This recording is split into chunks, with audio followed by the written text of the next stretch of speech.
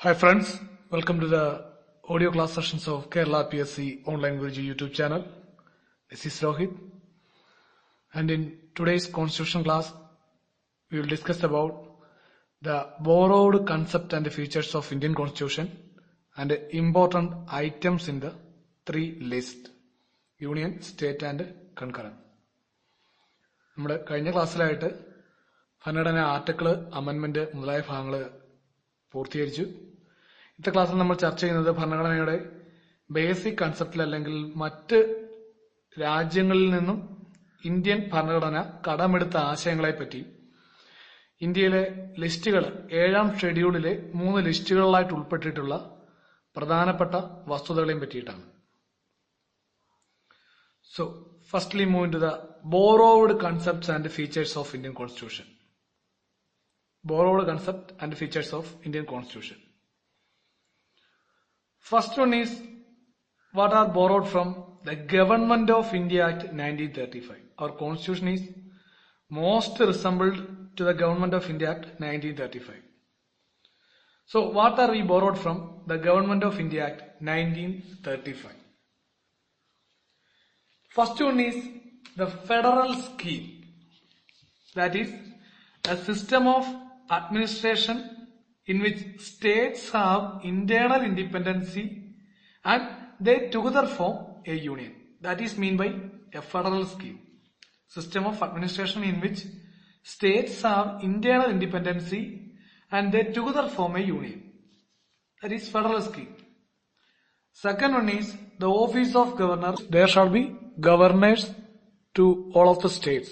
That is meant by the office of governor. Third one is federal judicial system. That is the apex court like the Supreme Court and the High Courts.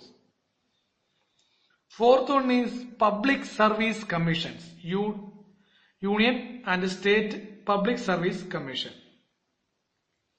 Fourth one is emergency provision. And last one is administrative scheme of the government.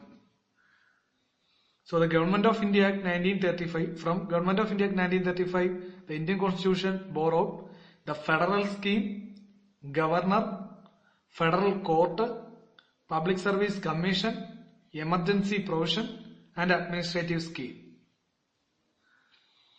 അപ്പോൾ Indian ഭരണഘടന ഏറ്റവും അധികം കടപ്പെട്ടിരിക്കുന്നത് അല്ലെങ്കിൽ ഏറ്റവും കൂടുതൽ സാമ്യത ഉളവാക്കുന്നത് 1935 government of India ആക്ടുമായിട്ടാണ്.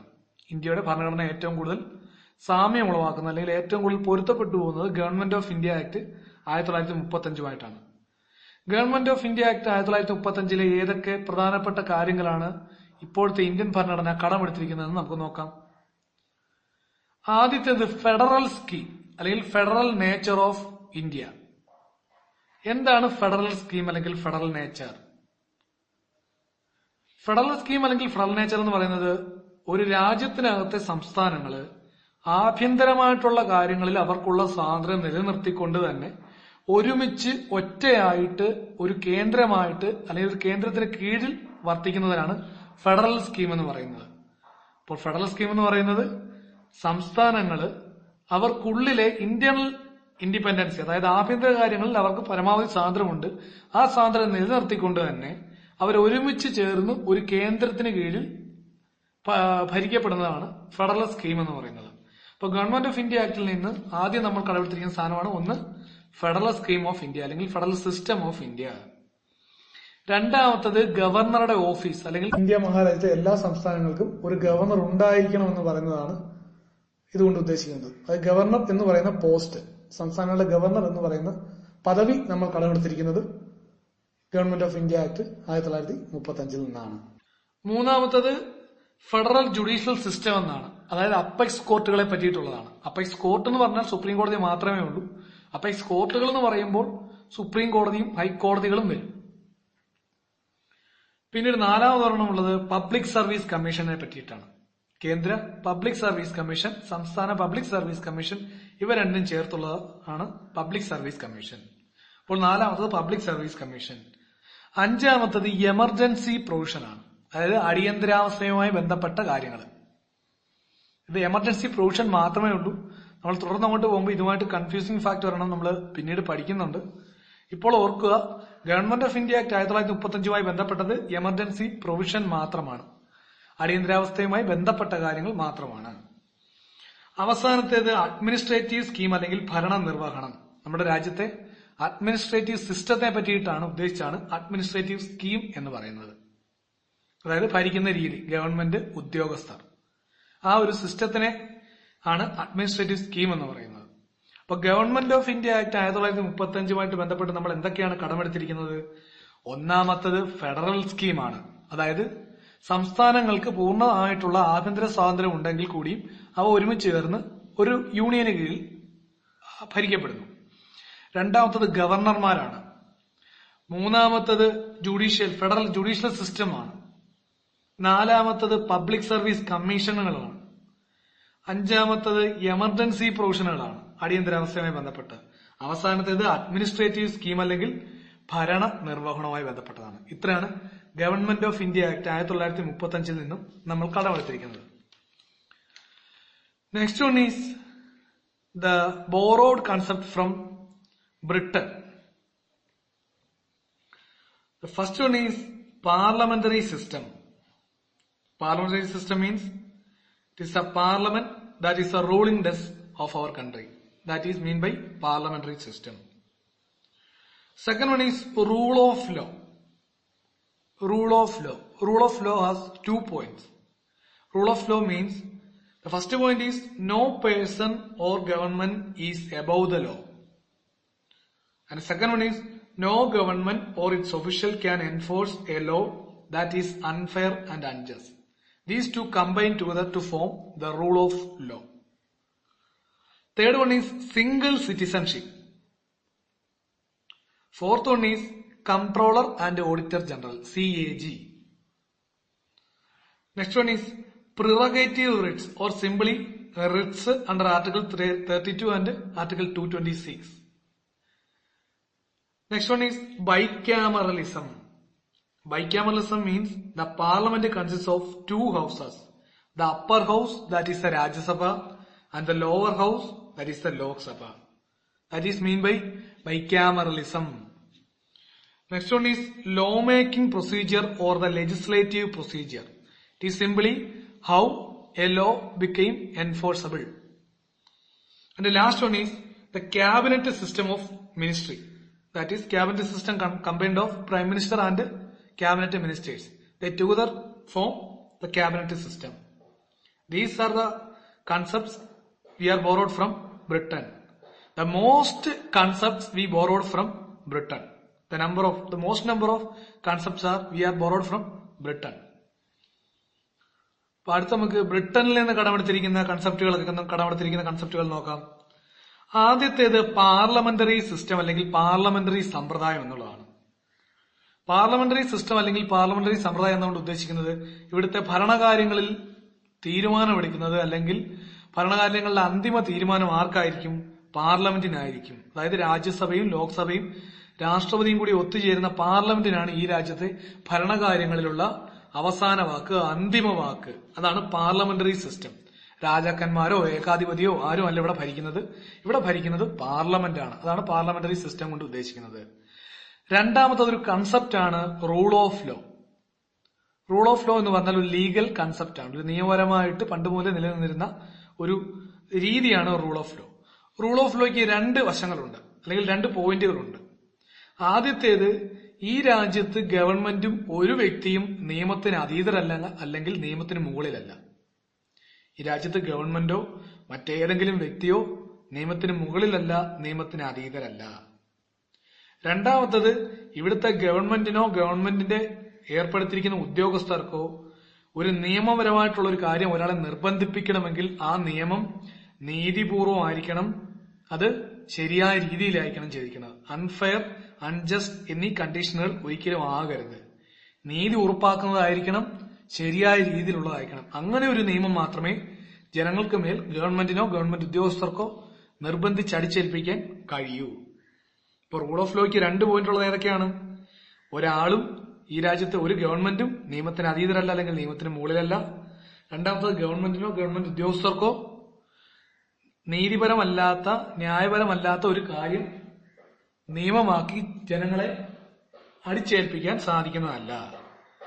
അടുത്ത പോയിന്റാണ് സിംഗിൾ സിറ്റിസൺഷിപ്പ് അല്ലെങ്കിൽ ഏക പൗരത്വം.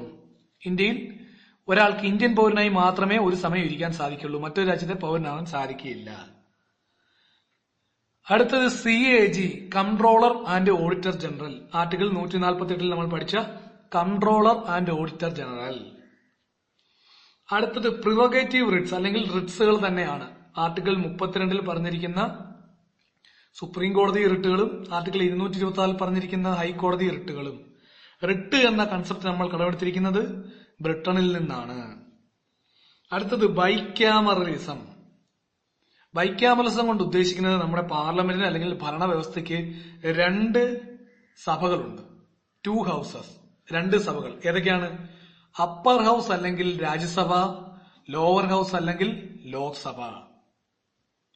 അപ്പോ 2 സഭകളായിട്ട് വേർതിരിച്ചിരിക്കുന്നതിനാണ് ബൈക്യാമറലിസം എന്ന് പറഞ്ഞിരിക്കുന്നത്. ബൈ എന്ന് പറഞ്ഞാൽ 2 ആണ്.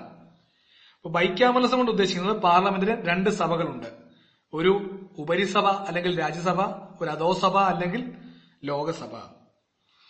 മറ്റൊരു കൺസെപ്റ്റ് ലോ മേക്കിംഗ് പ്രൊസീജിയർ അല്ലെങ്കിൽ ലെജിസ്ലേറ്റീവ് പ്രൊസീജിയർ എന്നാണ്. അതായത് ഈ രാജ്യത്ത് നിയമം ഉണ്ടാക്കുന്ന രീതി. ആദ്യം ബില്ല് വന്നു, ബില്ലിനെ പാർലമെന്റിൽ വോട്ടിനിട്ടു, അത് പാസ്സാക്കി പ്രസിഡന്റിന് അയക്കുന്ന രീതിയാണ് ലോ മേക്കിംഗ് പ്രൊസീജിയർ അല്ലെങ്കിൽ ലെജിസ്ലേറ്റീവ് പ്രൊസീജിയർ കൊണ്ട് ഉദ്ദേശിക്കുന്നത്. അവസാനത്തത് ക്യാബിനറ്റ് സിസ്റ്റം എന്നുള്ളതാണ്. മന്ത്രിസഭയിലെ ക്യാബിനറ്റ് സിസ്റ്റം, പ്രധാനമന്ത്രിയും ക്യാബിനറ്റ് മന്ത്രിമാരും അടങ്ങുന്ന ക്യാബിനറ്റ് സിസ്റ്റം എന്നുള്ളത് നമ്മുടെ ബ്രിട്ടനിൽ നിന്നാണ് കടമെടുത്തിരിക്കുന്നത്. അപ്പൊ ബ്രിട്ടനിൽ നിന്ന് കടമെടുത്തിരിക്കുന്ന കൺസെപ്റ്റുകൾ ഏതൊക്കെയാണ്? ആദ്യത്തേത് ഇന്ത്യയുടെ പാർലമെന്ററി സിസ്റ്റമാണ്. ഇന്ത്യ ഭരിക്കുന്നത് പാർലമെന്റ് ആണ്. രണ്ടാമത്തത് റൂൾ ഓഫ് ലോ ആണ്. എന്തൊക്കെയാണ് റൂൾ ഓഫ് ലോയിൽ പറഞ്ഞിരിക്കുന്നത്? ഒരാളും ഒരു ഗവൺമെന്റും നിയമത്തിന് അതീതരല്ല അല്ലെങ്കിൽ നിയമത്തിന് മുകളിലല്ല. പിന്നീട് ഗവൺമെന്റോ ഗവൺമെന്റ് ഉദ്യോഗസ്ഥരോ നീതിപരമോ ന്യായപരമോ ആയിട്ടുള്ള കാര്യങ്ങൾക്കല്ലാതെ ജനങ്ങളുടെ മേൽ നിയമം അടിച്ചേൽപ്പിക്കരുത്.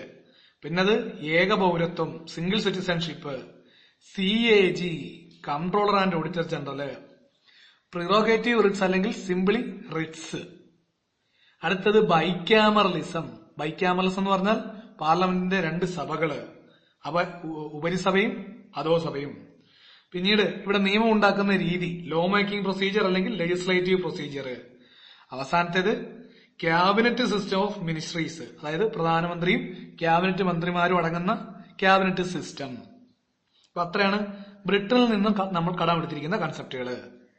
Next one is the borrowed concept from USA or America. The first one is fundamental rights. That is fundamental rights included in part 3. Second one is preamble of our Indian Constitution. Third one is judicial review and independent judiciary. That is the questioning power of judiciary. We explained it in Article 13 and Article 50. Next one is the impeachment of President under Article 61. The impeachment of President under Article 61. Another one is impeachment of the Supreme Court and High Court judges. The impeachment of Supreme Court and High Court judges. And the last one is the functions of President and Vice President. Functions of President and Vice President. അപ്പൊ നമ്മൾ അടുത്ത് നോക്കുന്നത് America അല്ലെങ്കിൽ USA-യിൽ നിന്ന് നമ്മൾ കടമെടുത്തിരിക്കുന്ന കൺസെപ്റ്റുകൾ അല്ലെങ്കിൽ തത്വങ്ങൾ എന്തൊക്കെയാണെന്നാണ് നോക്കുന്നത്. ആദ്യത്തേത് ഫണ്ടമെന്റൽ റൈറ്റ്സ്, ഭരണഘടനയുടെ പാർട്ട് 3 ഉൾപ്പെട്ടിരുന്ന മൗലിക അവകാശങ്ങൾ അല്ലെങ്കിൽ ഫണ്ടമെന്റൽ റൈറ്റ്സ്. രണ്ടാമത്തേത് പ്രിയാമ്പിൾ അല്ലെങ്കിൽ ആമുഖം. പ്രിയാമ്പിൾ അല്ലെങ്കിൽ ആമുഖം. മൂന്നാമത്തേത് judicial review and independent judiciary. അതായത് പാർലമെന്റ് നിയമവിരുദ്ധമായിട്ട് എന്തെങ്കിലും ഒരു നിയമം കൊണ്ടുവന്നാൽ അതിനെ ചോദ്യം ചെയ്യാൻ സുപ്രീം കോടതിക്ക് അല്ലെങ്കിൽ ഇവിടുത്തെ ജുഡീഷ്യറിക്ക് അവകാശമുണ്ടെന്ന് പറയുന്നതാണ്. അപ്പം ജുഡീഷ്യൽ റിവ്യൂ എന്താണ്, ഇൻഡിപെൻഡന്റ് ജുഡീഷ്യറി എന്താണെന്നുള്ളത് നമ്മൾ ആർട്ടിക്കിളുകൾ പറഞ്ഞപ്പോൾ ആർട്ടിക്കിൾ 13, ആർട്ടിക്കിൾ 50 എന്നിവയിൽ എക്സ്പ്ലെയിൻ ചെയ്തിട്ടുണ്ട്. അപ്പൊ ജുഡീഷ്യൽ റിവ്യൂ, ഇൻഡിപെൻഡന്റ് ജുഡീഷ്യറി. അടുത്തത് 2 ഇംപീച്ച്മെന്റുകളാണ്. ഇംപീച്ച്മെന്റ് ഓഫ് പ്രസിഡന്റ് നമ്മൾ പഠിച്ചു. ആർട്ടിക്കിൾ 61 പറയുന്ന പ്രസിഡന്റിന്റെ പുറത്താക്കൽ. രണ്ടാമത്തത് സുപ്രീം കോർട്ട്, ഹൈക്കോർട്ട് ജഡ്ജിമാരുടെ പുറത്താക്കൽ. അങ്ങനെ മൊത്തം 2 പുറത്താക്കലുകളാണ് അമേരിക്കയിൽ നിന്നും കടമെടുത്തിരിക്കുന്നത്. പ്രസിഡന്റിന്റെ പുറത്താക്കൽ ആർട്ടിക്കിൾ 61 പറയുന്നത്, സുപ്രീം കോർട്ട്, ഹൈക്കോർട്ട് ജഡ്ജിമാരുടെ പുറത്താക്കൽ. ഇനി അവസാനത്തേത് പ്രസിഡന്റിന്റെയും വൈസ് പ്രസിഡന്റിന്റെയും ചുമതലകൾ. പ്രസിഡന്റിന്റെയും വൈസ് പ്രസിഡന്റിന്റെയും ചുമതലകൾ. ഇപ്പോൾ അമേരിക്കയിൽ നിന്ന് നമ്മൾ കടമെടുത്തിരിക്കുന്ന അല്ലെങ്കിൽ USA-യിൽ നിന്ന് നമ്മൾ കടമെടുത്തിരിക്കുന്ന കൺസെപ്റ്റുകൾ ഏതൊക്കെയാണ്? ഫണ്ടമെന്റൽ റൈറ്റ് പാർട്ട് 3 പറഞ്ഞിരിക്കുന്ന മൗലികാവകാശങ്ങൾ, പ്രിയാമ്പിൾ അല്ലെങ്കിൽ ആമുഖം, ജുഡീഷ്യൽ റിവ്യൂ, ഇൻഡിപെൻഡന്റ് ജുഡീഷ്യറി, സ്വതന്ത്രമായിട്ടുള്ള നീതിന്യായ വ്യവസ്ഥയുടെ അടിസ്ഥാനം. പിന്നീട് 2 പുറത്താക്കലുകൾ അല്ലെങ്കിൽ 2 ഇംപീച്ച്മെന്റുകൾ. ആദ്യത്തേത് പ്രസിഡന്റിന്റേതാണ്, ആർട്ടിക്കിൾ 61 പറഞ്ഞിരിക്കുന്നത്. പിന്നീട് സുപ്രീം കോർട്ട്, ഹൈക്കോർട്ട് ജഡ്ജിമാരുടെ പുറത്താക്കൽ. പിന്നീട് പ്രസിഡന്റിന്റെയും വൈസ് പ്രസിഡന്റിന്റെയും ചുമതലകൾ അല്ലെങ്കിൽ കടമകൾ. Next one is the borrowed concept from Ireland. From Ireland, we borrowed the concepts of, first one is directive principles of our state policy included in part 4. Directive principles of state policy included in part 4. Next one is the election system of president. Election style or the manner of election of our president. That is meant by election system of president. Next one is the nomination of members to Rajya Sabha. That is 12 members nominated for their contribution to the country in different areas like sports, arts, culture, literature, etc. The 12 members nominated to Rajya Sabha. That is another one. ഇപ്പോൾ അടുത്ത് നമ്മൾ നോക്കുന്നത് അയർലൻഡിൽ നിന്ന് കടമെടുത്തിരിക്കുന്ന കാര്യങ്ങളാണ്. അയർലൻഡിൽ നിന്ന് പ്രധാനമായും നമ്മൾ 3 കാര്യങ്ങളാണ് കടമെടുത്തിരിക്കുന്നത്. ആദ്യത്തേത് ഭരണഘടനയുടെ പാർട്ട് 4 ഭാഗത്ത് പറഞ്ഞിരിക്കുന്ന ഡയറക്റ്റീവ് പ്രിൻസിപ്പിൾസ് അല്ലെങ്കിൽ മാർഗനിർദ്ദേശക തത്വങ്ങൾ. ഡയറക്റ്റീവ് പ്രിൻസിപ്പിൾസ് അല്ലെങ്കിൽ മാർഗനിർദ്ദേശക തത്വങ്ങൾ. മറ്റൊന്ന് പ്രസിഡന്റിനെ തെരഞ്ഞെടുക്കുന്ന രീതി. പ്രസിഡന്റിനെ തെരഞ്ഞെടുക്കുന്ന വോട്ടിംഗ് രീതി. സിംഗിൾ ട്രാൻസ്ഫറബിൾ വോട്ട്, രാജ്യസഭയും ലോക്സഭയും നിയമസഭയിൽ തെരഞ്ഞെടുക്കപ്പെട്ട അംഗങ്ങളും ചേർന്നാണ് ഇലക്ട്രൽ കോളേജ് ഉണ്ടാകുന്നത് എന്നൊക്കെ നമ്മൾ പ്രസിഡന്റിനെ തെരഞ്ഞെടുത്ത ഭാഗത്ത് ചർച്ച ചെയ്തു. അപ്പൊ ആ ഇലക്ട്രൽ കോളേജ് തെരഞ്ഞെടുക്കുന്ന രീതി, അതാണ് ഇലക്ഷൻ സിസ്റ്റം ഓഫ് പ്രസിഡന്റ് എന്നുകൊണ്ട് ഉദ്ദേശിക്കുന്നത്. മൂന്നാമത്തത് രാജ്യസഭയിലേക്കുള്ള അംഗങ്ങളുടെ നാമനിർദ്ദേശം. രാജ്യസഭയിലേക്ക് എത്ര പേരെ നാമനിർദ്ദേശം ചെയ്യാനൊക്കും? 12 പേരെ. ആരാണ് നാമനിർദ്ദേശം ചെയ്യുന്നത്? പ്രസിഡന്റാണ്. എന്തിനാണ്? സ്പോർട്സ്, ആർട്സ്, കൾച്ചറൽ, ലിറ്ററേച്ചർ അങ്ങനെ വിവിധങ്ങളായിട്ടുള്ള മേഖലകളിൽ അവർ രാജ്യത്തിന് നൽകിയ സംഭാവനകളെ പരിഗണിച്ചിട്ടാണ് അവർ രാജ്യസഭയിലേക്ക് 12 പേരെ പ്രസിഡന്റ് നോമിനേറ്റ് ചെയ്യുന്നത്. അപ്പൊ അയർലൻഡിൽ നിന്ന് നമ്മൾ കടമെടുത്തിരിക്കുന്ന പ്രധാനപ്പെട്ട വസ്തുതകൾ ഏതൊക്കെയാണ്? ആദ്യത്തേത് ഡയറക്റ്റീവ് പ്രിൻസിപ്പിൾസ് അല്ലെങ്കിൽ മാർഗനിർദ്ദേശക തത്വങ്ങള്. രണ്ടാമത്തത് പ്രസിഡന്റിനെ തിരഞ്ഞെടുക്കുന്ന രീതി, ഇലക്ഷൻ സിസ്റ്റം ഓഫ് പ്രസിഡന്റ്. മൂന്നാമത്തത് nomination of members to Rajya Sabha. രാജ്യസഭയിലേക്ക് 12 പേരെ പ്രസിഡന്റ് നോമിനേറ്റ് ചെയ്യുന്ന രീതി.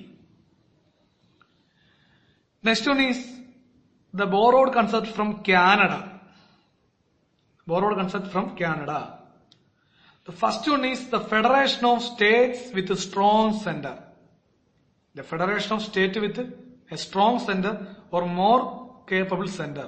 The Union has more power than the states. That is meant by Federation of States with a strong center. The state form together and they form a union. Next one is the appointment of governor by state. Only the appointment of governor by the state. Third one is residuary powers. Residuary powers means the power of union, exclusive power of union to make laws relating to things included in the union list. That is meant by residuary powers. So the residuary powers is related to list. Fourth and last one is the advisory jurisdiction of Supreme Court to President. The advisory jurisdiction of Supreme Court to President. ഇപ്പോൾ അടുത്ത കാനഡയിൽ നിന്ന് നമ്മൾ കടമെടുത്തിരിക്കുന്ന കൺസെപ്റ്റുകൾ നോക്കാം.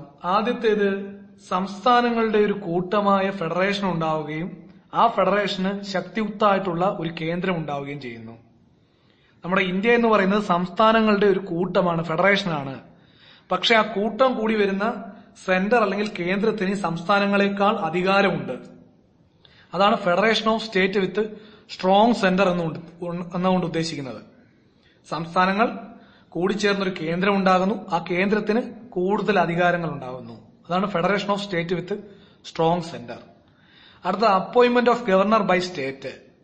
ഗവർണറെ president നിയമിക്കുന്ന രീതിയാണ് appointment of governor by state കൊണ്ട് ഉദ്ദേശിക്കുന്നത്. മൂന്നാമത്തത് റെസിജ്വറി പവേഴ്സ്. റെസിജ്വറി പവേഴ്സ് അല്ലെങ്കിൽ ഇത് ലിസ്റ്റുമായി ബന്ധപ്പെട്ടതാണ്. പരീക്ഷയ്ക്ക് ലിസ്റ്റ് എവിടെ നിന്ന് കടമെടുത്തിരിക്കുന്നതാണെന്ന് ചോദിച്ചാലും നമ്മൾ ഈ റെസിജ്വറി പവേഴ്സ് ആണ് ഉദ്ദേശിക്കുന്നത്. പക്ഷെ ലിസ്റ്റിൽ സ്റ്റേറ്റ് ലിസ്റ്റും യൂണിയൻ ലിസ്റ്റും മാത്രമേ ഇവിടെ പറയാൻ സാധിക്കുകയുള്ളൂ. കൺകറന്റ് ലിസ്റ്റ് നമുക്ക് ഇവിടെ പറയാൻ സാധിക്കില്ല. അപ്പൊ റെസിജ്വറി പവേഴ്സ് അല്ലെങ്കിൽ ലിസ്റ്റ് എവിടെ നിന്നാണ് കടമെടുത്തിരിക്കുന്നതെന്ന് സാധാരണ രീതിയിൽ ചോദിച്ചാൽ നമ്മൾ കാനഡയിൽ നിന്നാണ് പറയാറുള്ളത്. അപ്പൊ റെസിജ്വറി പവേഴ്സ് എന്ന് പറഞ്ഞാൽ കേന്ദ്രത്തിന് മാത്രമായിട്ടുള്ള സവിശേഷ അധികാരമാണ്. അവരുടെ ലിസ്റ്റ് ഒന്നിലുള്ള കാര്യങ്ങളിൽ നിയമമുണ്ടാക്കാൻ കേന്ദ്രത്തിന് മാത്രമേ അധികാരമുള്ളൂ.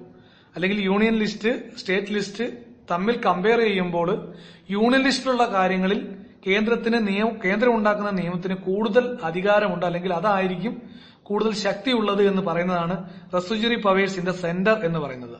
സെന്ററിനാണ് പ്രാധാന്യം, നിയമം ഉണ്ടാക്കുന്നതിൽ സെന്ററിനാണ് പ്രാധാന്യം കൊടുക്കുന്നത്, അല്ലെങ്കിൽ കേന്ദ്രം ഉണ്ടാക്കുന്ന നിയമത്തിനാണ് പ്രാധാന്യം.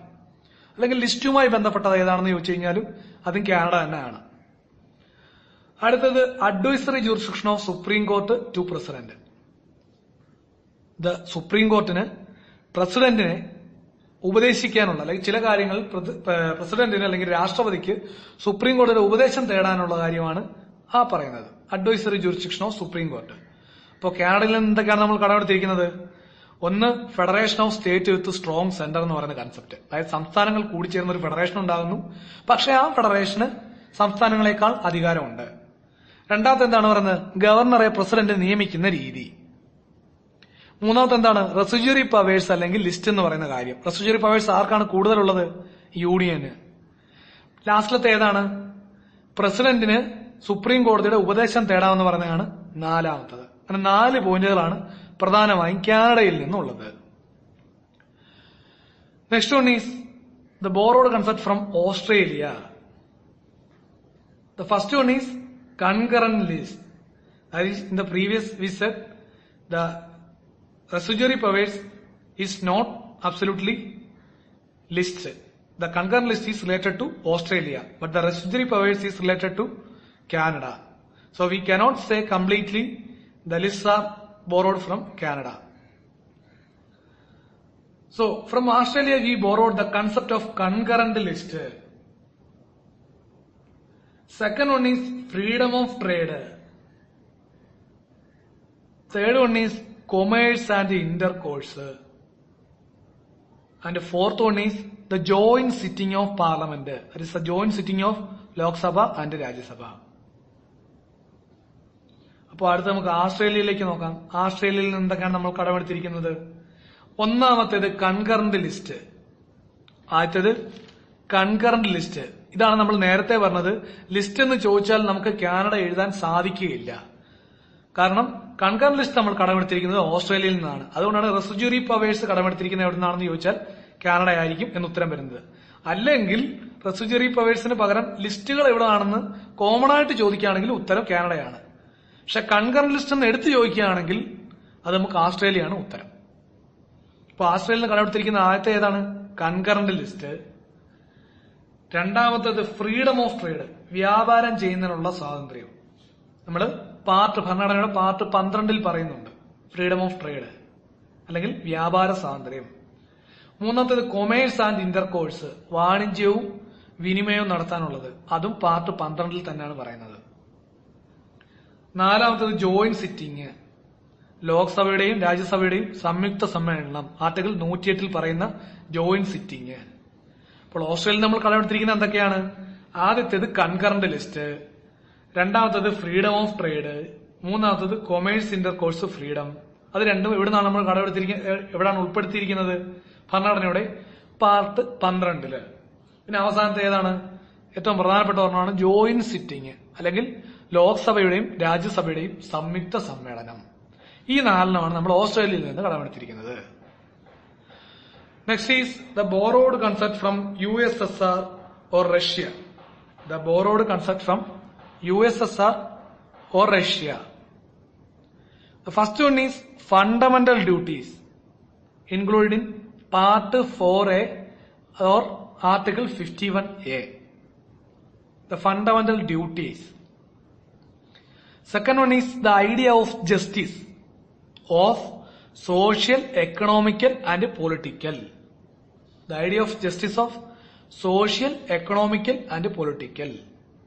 The third one is 5-year plan. The 5-year plan.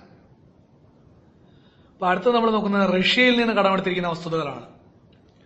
റഷ്യയിൽ നിന്ന് നമ്മൾ കടമെടുത്തിരിക്കുന്ന പ്രധാനപ്പെട്ട വസ്തുക്കളാണ്. ആദ്യത്തേത് മൗലിക കടമകൾ.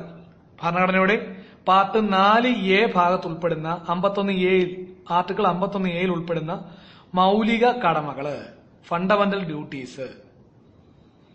രണ്ടാമത്തത് നീതി, ഐഡിയ ഓഫ് ജസ്റ്റിസ് അല്ലെങ്കിൽ നീതി. എങ്ങനെയുള്ള നീതിയാണ്?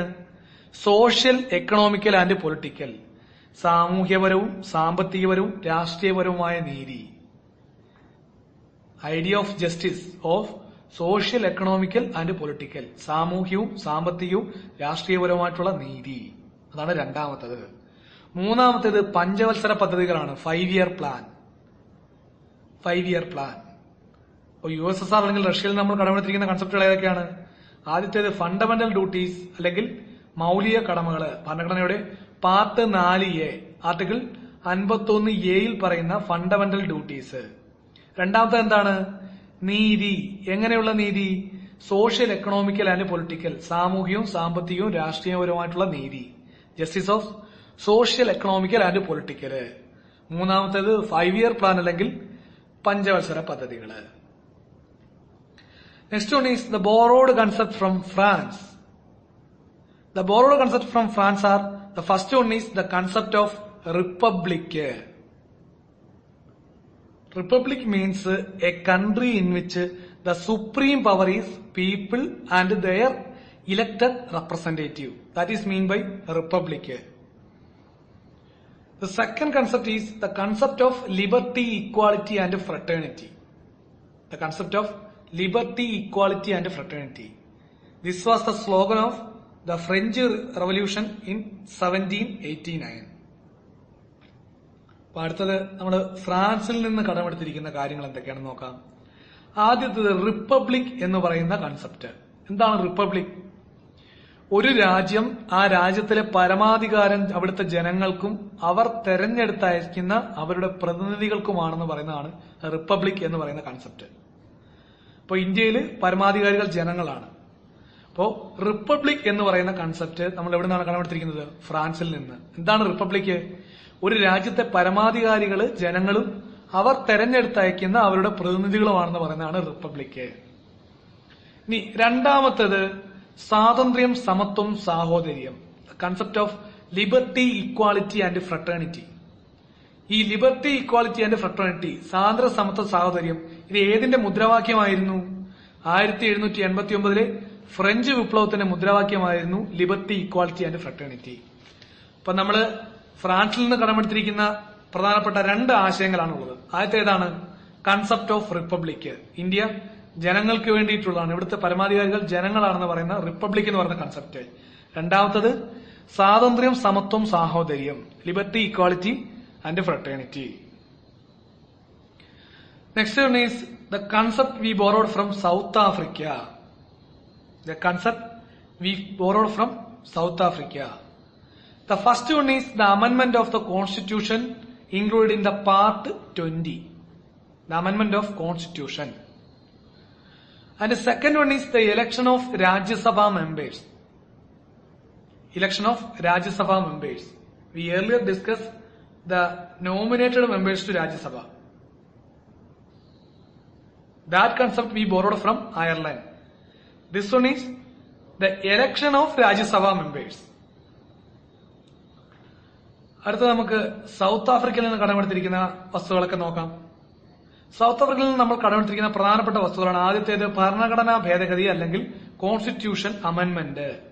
ഭരണഘടനയുടെ പാർട്ട് 20 പറയുന്ന ഭരണഘടനാ ഭേദഗതി, കോൺസ്റ്റിറ്റ്യൂഷണൽ അമെന്റ്മെന്റ്, അതാണ് സൗത്ത് ആഫ്രിക്കയിൽ നിന്ന് നമ്മൾ കടമെടുത്തിരിക്കുന്ന ഒരു പ്രധാന സംഗതി. രണ്ടാമത്തത് രാജ്യസഭാ അംഗങ്ങളുടെ ഇലക്ഷൻ. രാജ്യസഭാ അംഗങ്ങളുടെ ഇലക്ഷൻ. നമ്മൾ അയർലൻഡിന്റെ കാര്യം പറഞ്ഞപ്പോൾ നമ്മളവിടെ പഠിച്ചായിരുന്നു 12 പേരെ പ്രസിഡന്റ് രാജ്യസഭയിലേക്ക് നോമിനേറ്റ് ചെയ്യുമെന്ന്. ഇത് രാജ്യസഭയിലെ ബാക്കി വരുന്ന അംഗങ്ങളുടെ ഇലക്ഷൻ വഴി രാജ്യസഭയിലേക്ക് കയറി പോകുന്ന രീതി. രാജ്യസഭാ അംഗങ്ങളുടെ ഇലക്ഷനെ പറ്റി പറയുന്നതാണ് രണ്ടാമത്തത്. അതും നമ്മൾ എവിടെ നിന്നാണ് എടുത്തിരിക്കുന്നത്? സൗത്ത് ആഫ്രിക്കയിൽ നിന്നാണ് എടുത്തിരിക്കുന്നത്. അപ്പോൾ സൗത്ത് ആഫ്രിക്കയിൽ നമ്മൾ കടമെടുത്തിരിക്കുന്ന പ്രധാനപ്പെട്ട 2 സംഗതികളാണ്. ആദ്യത്തേത് പാർട്ട് 20 പറഞ്ഞിരിക്കുന്ന ഭരണഘടനാ ഭേദഗതി, കോൺസ്റ്റിറ്റ്യൂഷണൽ അമെന്റ്മെന്റ്. മറ്റൊന്ന് രാജ്യസഭാ അംഗങ്ങളുടെ തെരഞ്ഞെടുപ്പ്. രാജ്യസഭാ അംഗങ്ങളുടെ തെരഞ്ഞെടുപ്പ് അല്ലെങ്കിൽ election. Next concept we borrowed from German constitution, otherwise called as Weimar constitution. German constitution or Weimar constitution. What is the concept we borrowed from German constitution, otherwise called as Weimar constitution? It is an important one, a confusing fact.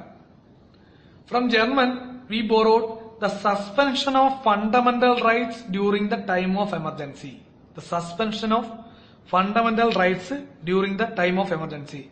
Earlier we said in the Government of India Act 1935, we borrowed the concept of only the emergency provision. Only the emergency provision. From Germany, we borrowed the concept of the suspension of our fundamental rights at the time of emergency. അപ്പോൾ അടുത്തത് നമ്മൾ നോക്കുന്നത് German ഭരണഘടന അല്ലെങ്കിൽ Weimar ഭരണഘടന. രണ്ടും ഒന്ന് തന്നെയാണ്. ജർമ്മൻ ഭരണഘടന അല്ലെങ്കിൽ വെയ്മർ ഭരണഘടനയിൽ നിന്ന് നമ്മൾ കടമെടുത്തിരിക്കുന്ന വളരെ പ്രധാനപ്പെട്ട ഒരു പോയിന്റാണ് അടിയന്തരാവസ്ഥ കാലഘട്ടത്തില് നമ്മുടെ മൗലിക അവകാശങ്ങളുടെ റദ്ദ് ചെയ്യൽ അല്ലെങ്കിൽ റദ്ദാക്കൽ. അതായത് അടിയന്തരാവസ്ഥ പ്രഖ്യാപിക്കുന്ന സമയത്ത് ആർട്ടിക്കിൾ 20, 21 ഒഴിച്ചുള്ളവയെല്ലാം റദ്ദ് ചെയ്യും, സസ്പെൻഡ് ചെയ്യുമെന്ന് പഠിച്ചു. അത് നമ്മൾ കടമെടുത്തിരിക്കുന്നത് ജർമ്മനിയിൽ നിന്നാണ്. പക്ഷെ എമർജൻസി പ്രൊവിഷൻ എന്താണെന്നുള്ളത് നമ്മൾ കടമെടുത്തിരിക്കുന്നത് എവിടെ നിന്നാണ്? Government of India act 1935 government of India act 1935 എന്താണ് പറയുന്നത്? എമർജൻസി പ്രൊവിഷനുകളെ പറ്റിയിട്ടാണ്, അടിയന്തരാവസ്ഥയെ പറ്റിയിട്ടാണ്. അടിയന്തരാവസ്ഥ കാലത്ത് നമ്മുടെ മൗലിക അവകാശങ്ങളൊക്കെ റദ്ദ് ചെയ്യുമെന്ന് പറയുന്നത് ജർമ്മൻ കോൺസ്റ്റിറ്റ്യൂഷൻ അല്ലെങ്കിൽ വെയ്മർ കോൺസ്റ്റിറ്റ്യൂഷനിൽ നിന്നാണ് നമ്മൾ കടമെടുത്തിരിക്കുന്നത്. Last one is the concept we borrowed from Japanese constitution, or the concept we borrowed from Japan. A single point, that is procedure established by law. Procedure established by law. That means a law enacted by an appropriate authority is valid. It is done if it is done in a correct procedure, and it is valid until it is challenged by the court. അടുത്തത് ജപ്പാനിൽ നിന്നാണ്, അവസാനതാണ്. ജപ്പാനിൽ നിന്ന് നമ്മൾ കടമെടുത്തിരിക്കുന്ന വസ്തുത, concept procedure established by law എന്നാണ്. Procedure established by law. Procedure established by law എന്നുകൊണ്ട് ഉദ്ദേശിക്കുന്നത് ഈ രാജ്യത്ത് ഇവിടെ അപ്രോപ്രിയേറ്റ് അതോറിറ്റി അല്ലെങ്കിൽ ഇവിടുത്തെ ഗവൺമെന്റ് അല്ലെങ്കിൽ സർക്കാർ ശരിയായ രീതിയിൽ അല്ലെങ്കിൽ നിയമം അനുശാസിക്കുന്ന രീതിയിൽ ഒരു നിയമം കൊണ്ടുവന്നാൽ അതനുസരിക്കാൻ എല്ലാവരും ബാധ്യസ്ഥരാണ്. അതുകൂടാതെ ആ നിയമം സാധുതയുള്ളതാണ്. എപ്പോൾ വരെ? കോടതിയിൽ അതിനെ ചോദ്യം ചെയ്യുന്നത് വരെ. ഒരു പ്രൊസീജിയർ എസ്റ്റാബ്ലിഷ്ഡ് ബൈ ലോ എന്ന് പറയുന്നത് ഇവിടുത്തെ അപ്രോപ്രിയേറ്റ് അതോറിറ്റി ഗവൺമെന്റ് അല്ലെങ്കിൽ സർക്കാർ കൊണ്ടുവരുന്ന നിയമം വാലിഡ് ആയിരിക്കും. എങ്ങനെയാണെങ്കിൽ അതൊരു ശരിയായ രീതിയിൽ കറക്റ്റ് പ്രൊസീജിയർ അനുസരിച്ച് രൂപം കൊടുത്ത ഒരു നിയമമാണെങ്കിൽ അതനുസരിക്കാൻ എല്ലാവരും ബാധ്യസ്ഥരാണ്. അതുകൂടാതെ എപ്പോൾ വരെയാണ് ഈ നിയമത്തിന് സാധ്യതയുള്ളത്? കോടതിയിൽ ഇത് ചോദ്യം ചെയ്യപ്പെടുന്ന നാൾ വരെയും ഈ നിയമത്തിന് ബാധ്യതയുണ്ട് അല്ലെങ്കിൽ ഈ നിയമത്തിന് സാധ്യതയുണ്ടെന്ന് പറയുന്നതാണ് പ്രൊസീജിയർ എസ്റ്റാബ്ലിഷ്ഡ് ബൈ ലോ എന്നുകൊണ്ട് ഉദ്ദേശിക്കുന്നത്. അപ്പൊ ഈ രാജ്യത്ത് ഒരു നിയമം ശരിയായ രീതിയിൽ ഉണ്ടാക്കിയാൽ അതനുസരിക്കാൻ എല്ലാവരും ബാധ്യസ്ഥരാണ്. അതുകൂടാതെ അതിന് എന്ന് വരെ സാധുതയുണ്ട്? കോടതിയിൽ അത് ചോദ്യം ചെയ്യപ്പെടുന്നത് വരെ അതിന് സാധുതയുണ്ട്. അപ്പൊ ഇന്ന് നമ്മൾ ആദ്യം തൊട്ട് നോക്കിയത് വിവിധങ്ങളായിട്ടുള്ള ഭരണഘടനകളിൽ നിന്ന് നമ്മൾ കടമെടുത്ത കൺസെപ്റ്റുകളെ പറ്റിയിട്ടാണ്. നമുക്കൊന്ന് ലാസ്റ്റ് റൗണ്ട് ഒന്ന് ഓടിച്ചു നോക്കാം. ആദ്യം ഗവൺമെന്റ് ഓഫ് ഇന്ത്യ ആക്ട് 1935 നിന്ന് നമ്മൾ എന്തൊക്കെയാണ് എടുത്തേക്കുന്നത്? 1 federal scheme, 2 governor, 3 federal judicial system, 4 public service കമ്മീഷനുകൾ, 5 എമർജൻസി പ്രൊവിഷന്, 6 അഡ്മിനിസ്ട്രേറ്റീവ് സ്കീം അല്ലെങ്കിൽ ഭരണനിർവഹണം. ഫെഡറൽ സ്കീം, ഗവർണർ, കോടതികള്, പബ്ലിക് സർവീസ് കമ്മീഷനുകള്, എമർജൻസി അല്ലെങ്കിൽ അടിയന്തരാവസ്ഥ, അഡ്മിനിസ്ട്രേറ്റീവ് സ്കീം അല്ലെങ്കിൽ ഭരണനിർവഹണം. പിന്നീട് ബ്രിട്ടനിൽ നിന്ന് ഏറ്റവും കൂടുതൽ കടമെടുത്തിരിക്കുന്ന ബ്രിട്ടനിൽ നമ്മൾ എന്തൊക്കെയാണ് കടമെടുത്തിരിക്കുന്നത്? പാർലമെന്ററി സിസ്റ്റം, റൂൾ ഓഫ് ലോയെ, single citizenship, CAG, writ, bicameralism, law making procedure, cabinet system. Parliamentary system, പാർലമെന്റാണ് ഇവിടുത്തെ ഏറ്റവും വലിയ അധികാരി. റൂൾ ഓഫ് ലോ എന്താണ് പറയുന്നത്? ആരും നിയമത്തിന് അതീതരുമല്ല, നിയമം നീതിയുക്തവും നിയമപരമായിട്ടുള്ളതും ആയിരിക്കണം. മൂന്നാമത്തത് ഏകപൌരത്വം. നാലാമത്തത് comptroller and auditor general, CAG. അടുത്തത് റിട്ടുകള്. പിന്നീട് ബൈക്യാമറലിസം. എന്താണ്? ഇവിടെ 2 സഭകളുണ്ട്, ഒരു അപ്പർ ഹൌസും ഒരു ലോവർ ഹൌസും. പിന്നീട് ലോ മേക്കിംഗ് പ്രൊസീജിയർ, നിയമം ഉണ്ടാക്കുന്ന രീതി. ക്യാബിനറ്റ് സിസ്റ്റം, പ്രധാനമന്ത്രിയും ക്യാബിനറ്റ് മന്ത്രിമാരും ഉൾപ്പെടുന്ന ക്യാബിനറ്റ് സിസ്റ്റം. ഇനി അമേരിക്കയിൽ നിന്ന് എന്തൊക്കെയാണ് നോക്കിയത്? Fundamental right, preamble, judicial review and independent judiciary, impeachment of president, impeachment of supreme court and high court judge, functions of president and vice president. Fundamental right അല്ലെങ്കിൽ മൌലിക അവകാശങ്ങള്, preamble, judicial review, independent judiciary, പ്രസിഡന്റിന്റെ പുറത്താക്കല്, supreme court high court ജഡ്ജിമാരുടെ പുറത്താക്കല്, പ്രസിഡന്റിന്റെയും vice പ്രസിഡന്റിന്റെയും ചുമതലകള്. പിന്നീട് അയർലൻഡിൽ നിന്ന് എന്തൊക്കെ നമ്മൾ കടമെടുത്തു? ഡയറക്റ്റീവ് പ്രിൻസിപ്പിൾസ് അല്ലെങ്കിൽ മാർഗനിർദ്ദേശ തത്വങ്ങള്, election system of president, nomination of members to Rajya Sabha, രാജ്യസഭയിലേക്ക് മെമ്പർമാരെ തെരഞ്ഞെടുക്കുന്നത്. പിന്നീട് കാനഡയിൽ നിന്ന് എന്തൊക്കെയാണ് നമ്മൾ കടമെടുത്തിരിക്കുന്നത്? ഫെഡറേഷൻ വിത്ത് സ്ട്രോങ് സെന്റർ, സംസ്ഥാനങ്ങളുടെ കൂട്ടവും ഒരു ശക്തിയുള്ള കേന്ദ്രവും. പിന്നീട് ഗവർണറുടെ നിയമനം. പിന്നീട് മൂന്നാമത്തെ എന്താണ്? റെസിജ്വറി പവേഴ്സ് അല്ലെങ്കിൽ ലിസ്റ്റുകള്. ഈ ലിസ്റ്റിൽ എന്ത് ഉൾപ്പെടുത്തില്ല? Concurrent list ഉൾപ്പെടുത്തില്ല. പിന്നീട് എന്താണുള്ളത്? പ്രസിഡന്റിന് സുപ്രീം കോടതിയോടുള്ള അഡ്വൈസറി പവർ. പിന്നീട് അടുത്ത് നമ്മൾ നോക്കിയതാണ് ഓസ്ട്രേലിയ. ഓസ്ട്രേലിയയിൽ നമ്മൾ എന്താ കടമെടുത്തു? ഒന്നാമത്തത് തന്നെ കൺകറന്റ് ലിസ്റ്റ് ആണ്. പിന്നീട് ഫ്രീഡം ഓഫ് ട്രേഡ് ഉണ്ട്, freedom of commerce and intercourse ഉണ്ട്. പിന്നീട് പ്രധാനപ്പെട്ട ഒരെണ്ണമുള്ള ഏതാണ്? ജോയിന്റ് സിറ്റിംഗ് ഓഫ് പാർലമെന്റ്, പാർലമെന്റിന്റെ സംയുക്ത സമ്മേളനം. പിന്നീട് റഷ്യ അല്ലെങ്കിൽ USSR നമ്മൾ എന്ത് കടമെടുത്തു? ആദ്യത്തേത് ഫണ്ടമെന്റൽ ഡ്യൂട്ടീസ് ആണ്, മൌലിക കടമകള്, പാർട്ട് 4A. പിന്നെ ജസ്റ്റിസ് അല്ലെങ്കിൽ നീതി എങ്ങനെയുള്ളതാണ്? സോഷ്യൽ, എക്കണോമിക്കൽ ആൻഡ് പൊളിറ്റിക്കൽ, സാമൂഹികവും സാമ്പത്തികവും രാഷ്ട്രീയപരമായിട്ടുള്ള നീതി. പിന്നീട് 5 ഇയർ പ്ലാൻ, പഞ്ചവത്സര പദ്ധതി. ഫ്രാൻസിൽ നിന്ന് നമ്മൾ എന്തൊക്കെയാണ് കടമെടുത്തത്? 2 കൺസെപ്റ്റുകളാണ്. ആദ്യത്തേത് റിപ്പബ്ലിക് എന്ന് പറയുന്ന കൺസെപ്റ്റ്. എന്താണ് റിപ്പബ്ലിക്? രാജ്യത്തെ പരമാധികാരികൾ ആരാണ്? ജനങ്ങളും അവർ തെരഞ്ഞെടുക്കുന്നവരും. പിന്നെ രണ്ടാമത്തെ കൺസെപ്റ്റ് എന്തായിരുന്നു? ലിബർട്ടി, ഇക്വാളിറ്റി ആൻഡ് ഫ്രട്ടേണിറ്റി, സ്വാതന്ത്ര്യം, സമത്വം, സാഹോദര്യം. പിന്നീട് സൗത്ത് ആഫ്രിക്കയിൽ നിന്ന് നമ്മൾ എന്ത് കടമെടുത്തു? അമെന്റ്മെന്റ് അല്ലെങ്കിൽ ഭരണഘടനാ ഭേദഗതിയും രാജ്യസഭയിലേക്ക് അംഗങ്ങളുടെ തെരഞ്ഞെടുപ്പും. 2 കാര്യങ്ങൾ നമ്മൾ സൗത്ത് ആഫ്രിക്കയിൽ നിന്ന് കടമെടുത്തു. ഇനി ജർമ്മൻ കോൺസ്റ്റിറ്റ്യൂഷൻ അല്ലെങ്കിൽ വെയ്മർ കോൺസ്റ്റിറ്റ്യൂഷനിൽ നമ്മൾ എന്താണ് കടമെടുത്തത്? എമർജൻസി പ്രൊവിഷൻ അല്ലെങ്കിൽ അടിയന്തരാവസ്ഥ നിലനിൽക്കുന്ന കാലഘട്ടത്തിൽ എന്തുണ്ടാവും? നമ്മുടെ ഫണ്ടമെന്റൽ റൈറ്റ്സ് അല്ലെങ്കിൽ മൌലിക അവകാശങ്ങൾ സസ്പെൻഡ് ചെയ്യുമെന്ന് പറയുന്നതാണ് ജർമ്മൻ കോൺസ്റ്റിറ്റ്യൂഷൻ അല്ലെങ്കിൽ വെയ്മർ കോൺസ്റ്റിറ്റ്യൂഷൻ. അവസാനമായിട്ട് ജപ്പാനിൽ നിന്ന് നമ്മൾ എന്താണ് കടമെടുത്തത്? Procedure established by law. എന്താണ് പറയുന്നത്? കറക്റ്റായിട്ട് അല്ലെങ്കിൽ അപ്രോപ്രിയേറ്റ് അതോറിറ്റി അല്ലെങ്കിൽ ഇവിടുത്തെ ഒരു ഗവൺമെന്റ് നിയമം അനുസരിച്ചൊരു നിയമം കൊണ്ടുവന്നു കഴിഞ്ഞാൽ അതനുസരിക്കാൻ എല്ലാവരും ബാധ്യസ്ഥരാണ് എന്നുവരെ, അത് കോടതിയിൽ ചലഞ്ച് ചെയ്യപ്പെടുന്നവരെ, ചോദ്യം ചെയ്യപ്പെടുന്നവരെ. അപ്പോൾ അത്രയാണ് നമ്മുടെ ഭരണഘടനയിലേക്ക് കടമെടുത്തിരിക്കുന്ന പ്രധാനപ്പെട്ട ആശയങ്ങളും പ്രധാനപ്പെട്ട സ്ഥലങ്ങളും. Next one is the important items in the 3 list. The list 1, list 2, list 3. The union list, state list and concurrent list. The main items included in the union, state and concurrent list. Firstly, we check into the union list or the list 1. It has a total of 100 items, but the last item numbered as 97. The main items included in the union list are defense, armed force, external affairs, atomic energy and mineral resource, CBI, citizenship, railway, airways, maritime navigation, post telegraph broadcasting, currency, lottery, insurance, banking, census, UPSC. ഇപ്പൊ നമ്മൾ അടുത്ത് നോക്കുന്നത് ഭരണഘടനയുടെ 3 ലിസ്റ്റുകൾ, 7ാമത്തെ ഷെഡ്യൂളിൽ പറഞ്ഞിരിക്കുന്ന 3 ലിസ്റ്റുകളിലെ പ്രധാനപ്പെട്ട വസ്തുതകൾ ഏതൊക്കെയാണെന്നുള്ളതാണ്. ആദ്യം നമുക്ക് 1ാമത്തെ ലിസ്റ്റ് 1 യൂണിയൻ ലിസ്റ്റിനെ പറ്റി നോക്കാം. യൂണിയൻ ലിസ്റ്റിൽ ഏതൊക്കെയാണ് പ്രധാനപ്പെട്ട വസ്തുതകളെന്ന് നോക്കാം. യൂണിയൻ ലിസ്റ്റിൽ ആകെ 100 വസ്തുക്കളുണ്ട്. ടോട്ടൽ ഓഫ് 100 ഐറ്റംസ് ആണ്. 100 വസ്തുക്കളാണ് യൂണിയൻ ലിസ്റ്റ് 1-ലുള്ളത്. പക്ഷെ അവസാനത്തെ ഐറ്റത്തിന് നമ്പർ കൊടുത്തിരിക്കുന്നത് 97 എന്നാണ്.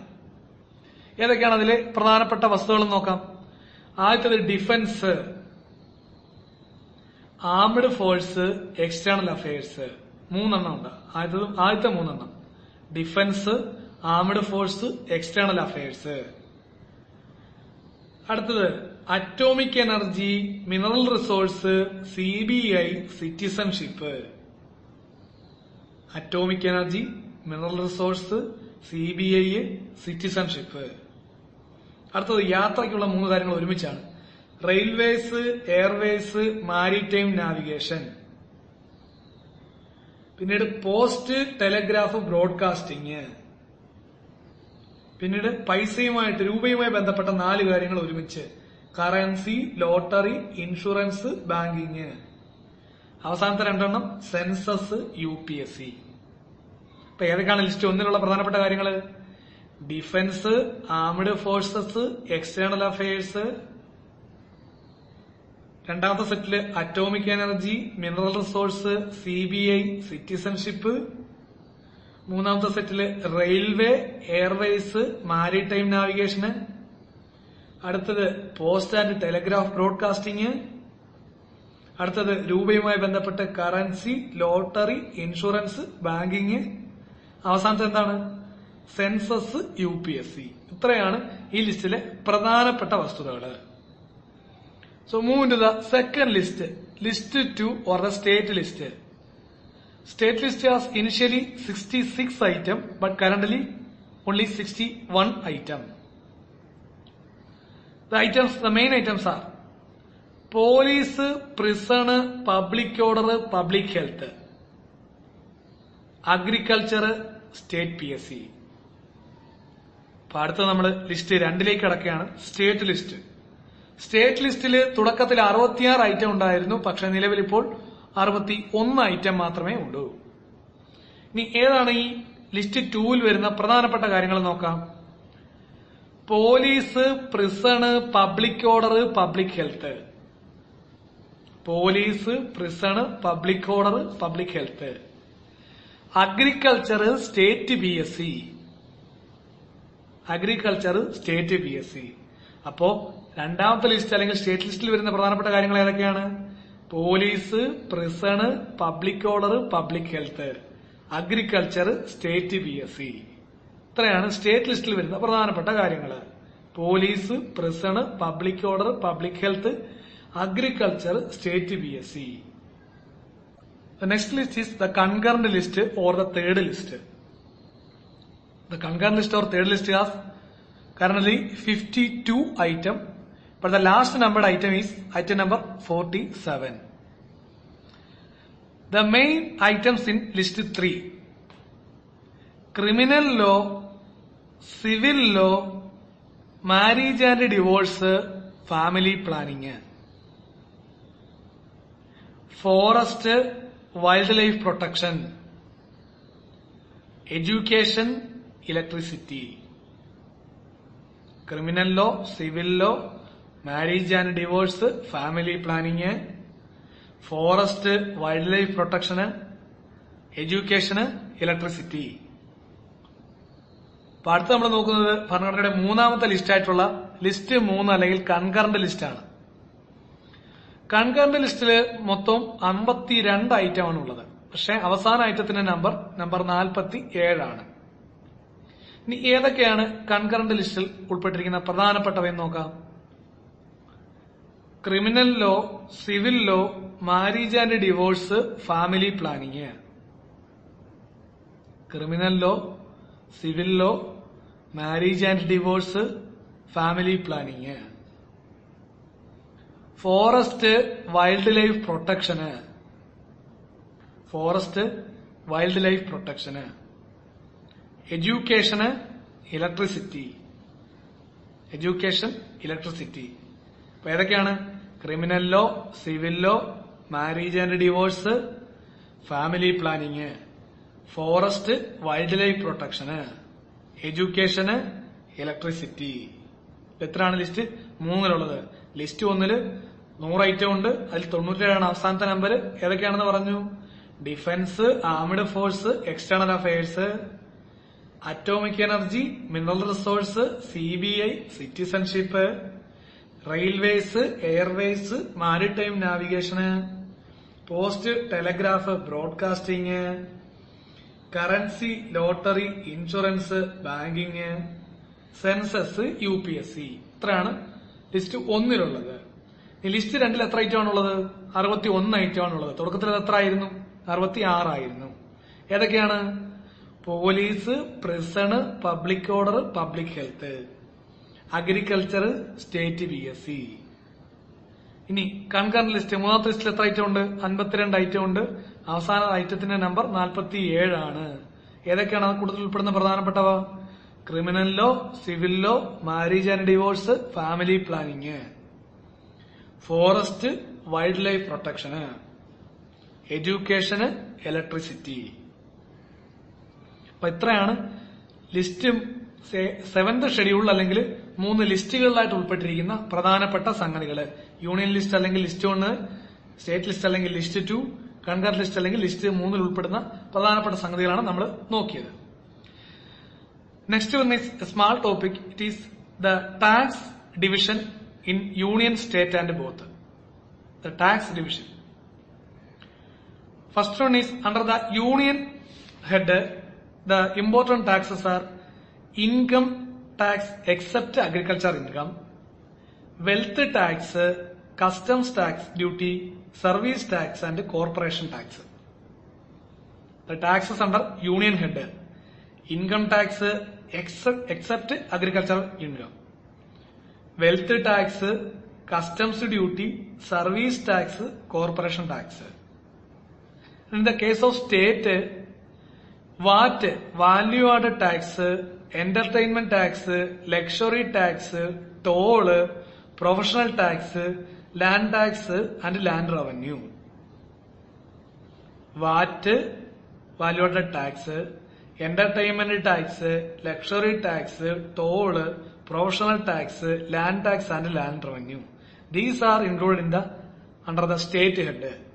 And both union and state has power in excise duty and sales tax. Both union and state have power in excise duty and sales tax.